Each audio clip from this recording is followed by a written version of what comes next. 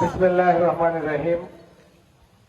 ইসলামী আন্দোলন বাংলাদেশ কাঠালিয়া উপজেলা শাখা কর্তৃক আয়োজিত আগামীর বাংলাদেশ বিনির্মাণের লক্ষ্যে সুষ্ঠু সুন্দর নির্বাচন প্রতিষ্ঠার লক্ষ্যে পিআর পদ্ধতি সহ বাংলাদেশের নির্বাচন ব্যবস্থার আমূল পরিবর্তনের লক্ষ্যে আয়োজিত আজকের এই সমাবেশে উপস্থিত সম্মানিত শ্রদ্ধাস্পদ সভাপতি, উপস্থিত আমার সামনে বাংলাদেশের অন্যতম সিপাহসালার চরমনায়ের পীর সাহেব হুজুরের নেতৃত্বে পরিচালিত ইসলামী আন্দোলনের সংগ্রামী নেতাকর্মীকে ক্ষমতায় বসানোর জন্য 5ই আগস্টের গণ অভ্যুত্থান হয় নাই, ঠিক কিনা বলেন?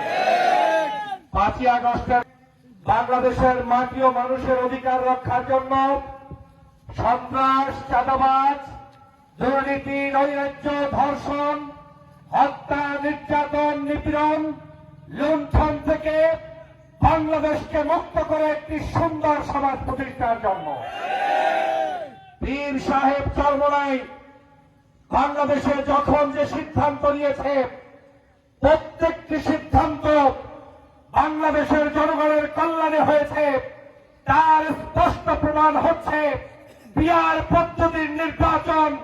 যেই নির্বাচনের জন্য বাংলাদেশের এখন অধিকাংশ রাজনৈতিক দল ঐক্যমত পোষণ করেছে, পিআর ছাড়া কোন নির্বাচন সুস্থ হতে পারে না।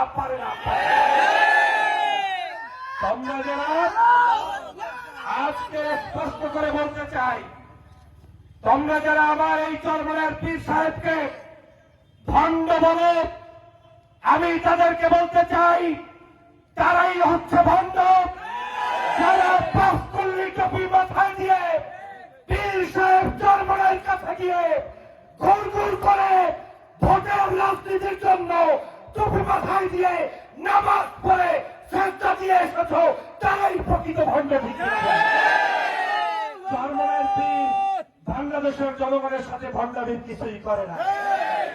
চরমনায়ের পীর উচিত কথা বলেছে, চরমনায়ের পীর সত্য কথা বলেছে।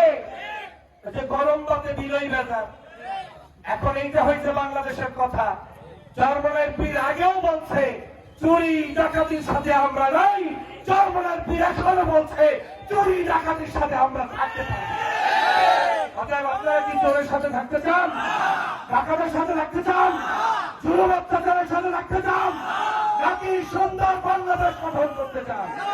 আপনাদের কাছে সর্বশেষ বলতে চাই, জুলাই জাতীয় সনদের ভিত্তিতে আগামী ফেব্রুয়ারিতে নির্বাচন করতে হবে। সকল কার্যক্রম নিষিদ্ধের মধ্য দিয়ে পীর সাহেব চরমনায়ের নেতৃত্বে আগামী দিনে এক পাশকে ভোট দিয়ে এক ফলের বিপ্লবের মধ্য দিয়ে বাংলার জনগণকে দুর্নীতি, চাঁদাবাজ মুক্ত, সন্ত্রাস মুক্ত একটি সুন্দর বাংলাদেশ কারা উপহার দিতে চান? দাঁড়িয়ে মিছিল দিয়েছেন।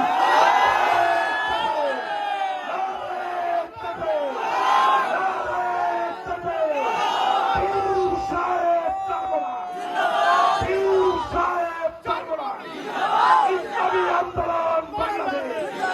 সবাইকে ধন্যবাদ। আসসালামু আলাইকুম।